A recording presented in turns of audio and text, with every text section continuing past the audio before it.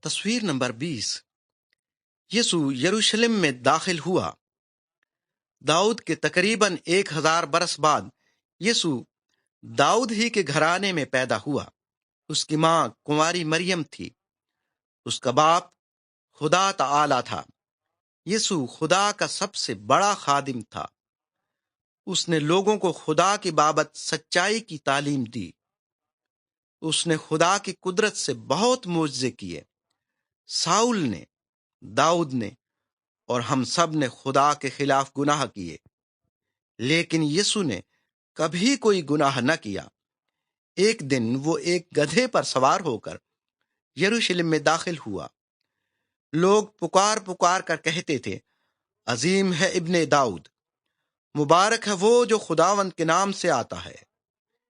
کیونکہ لوگ جان گئے تھے کہ یسوع داؤد سے بھی بڑا ہے۔ وہ اس زمین کے تمام بادشاہوں کا بادشاہ ہے۔